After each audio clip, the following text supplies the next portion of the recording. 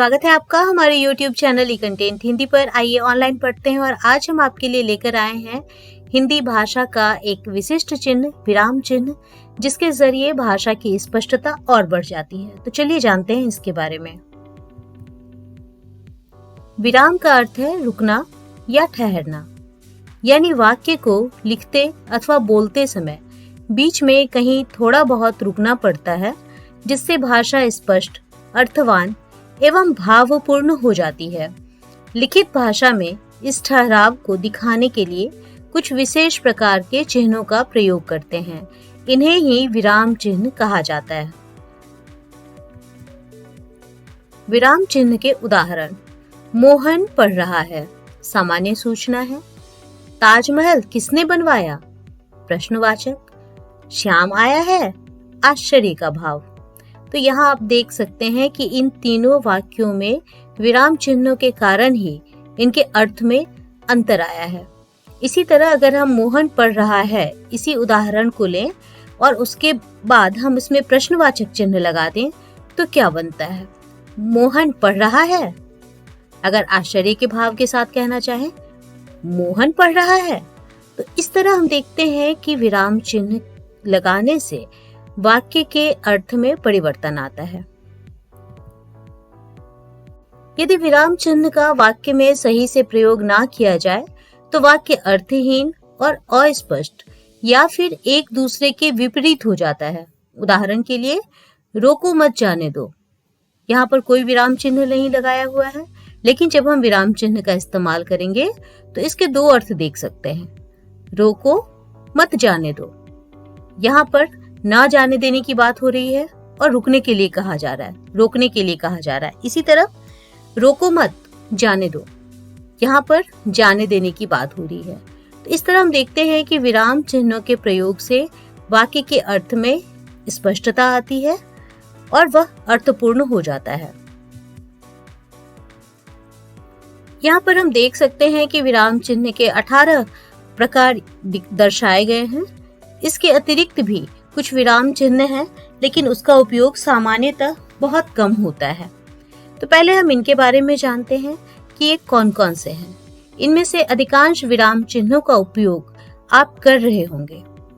अल्प विराम, अर्ध विराम, पूर्ण विराम, उप विराम, विस्मयादिबोधक चिन्ह, प्रश्नवाचक चिन्ह, कोष्ठक, योजक चिन्ह, उद्धरण चिन्ह, लाघव चिन्ह, आदेश चिन्ह या विवरण चिन्ह, रेखांकन चिन्ह, लोप चिन्ह, पुनरुक्ति सूचक चिन्ह, विस्मरण चिन्ह या त्रुटिपूरक चिन्ह, दीर्घ उच्चारण चिन्ह, तुल्यता सूचक चिन्ह, निर्देशक चिन्ह।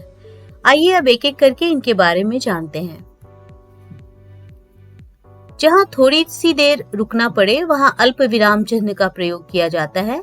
एक से अधिक वस्तुओं को दर्शाने के लिए भी अल्प विराम चिन्ह लगाया जाता है। जैसे राम, सीता, लक्ष्मण और हनुमान, ये सभी भगवान के रूप में पूजे जाते हैं।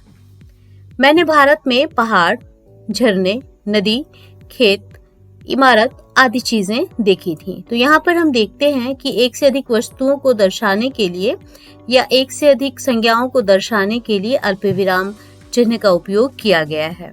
इसी तरह जब हम अल्प विराम के बारे में बात कर रहे हैं, वहीं पर आप देखें जहां थोड़ी सी देर रुकना पड़े वहां अल्प विराम चिन्ह का प्रयोग किया जाता है। तो इस वाक्य में जो विराम चिन्ह अल्प विराम चिन्ह का उपयोग किया गया है वह थोड़ी सी देर रुकने का एक उदाहरण है।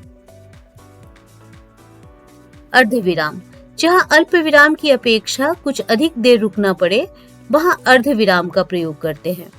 जैसे सूर्यास्त हो गया, लालिमा का स्थान कालिमा ने ले लिया। सूर्योदय हो गया, चिड़िया चहकने लगी और कमल खिल गए। पूर्ण विराम, जब वाक्य खत्म हो जाता है तब वाक्य के अंत में पूर्ण विराम लगाया जाता है। उदाहरण के लिए, राम खाना खाता है, मोहन स्कूल जाता है, राम का दोस्त मोहन है, मैंने अपना काम पूरा कर लिया। इन सभी वाक्यों में आप देखेंगे कि वाक्य खत्म होने के बाद पूर्ण विराम लगाया जाता है। उप विराम, जब किसी कथन को अलग से दिखाना हो तो वहां पर उप विराम का प्रयोग करते हैं। उदाहरण के लिए प्रदूषण एक अभिशाप, विज्ञान वरदान या अभिशाप। विस्मयादिबोधक चिन्ह।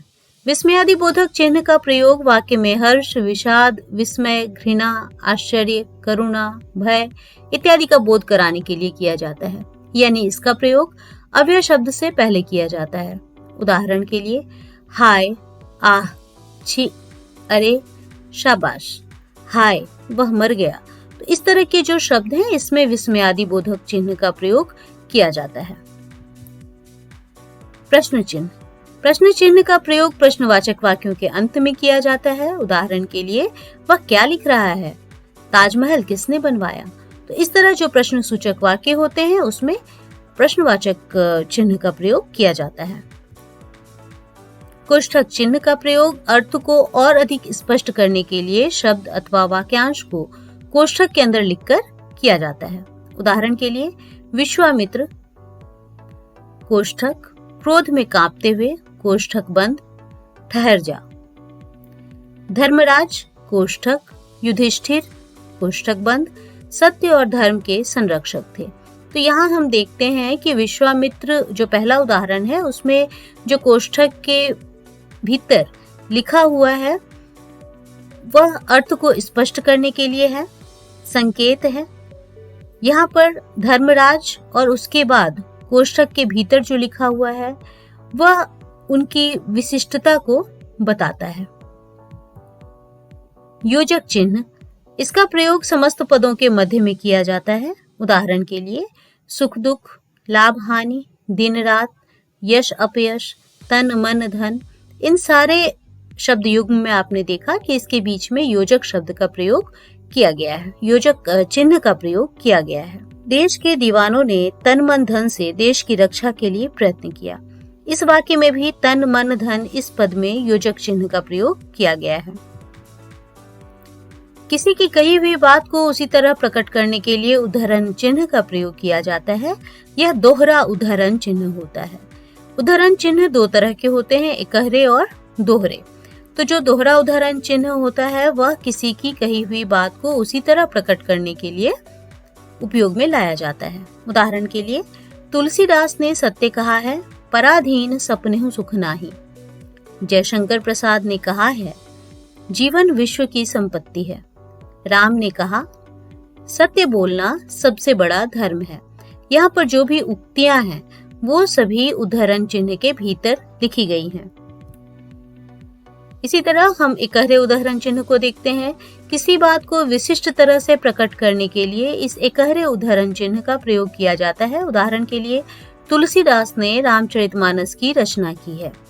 अब यहाँ पर तुलसीदास और रामचरितमानस को एकहरे उद्धरण चिन्ह में रखा गया है।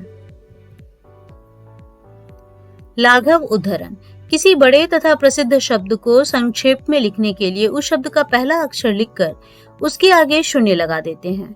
यह शून्य ही लाघव चिन्ह कहलाता है। उदाहरण के लिए यहाँ हम देख सकते हैं, पहला उदाहरण डॉक्टर, डॉ, उसके बाद लाघव चिन्ह, पंडित के लिए पन, उसके बाद लाघव चिन्ह। विवरण चिन्ह। इसका प्रयोग वाक्यांश के विषयों में कुछ सूचक निर्देश आदि देने के लिए किया जाता है। उदाहरण के लिए यहाँ पर आप देख सकते हैं कि जहां कहीं भी उदाहरण के लिए लिखा हुआ है वहां भी इस चिन्ह का प्रयोग किया गया है।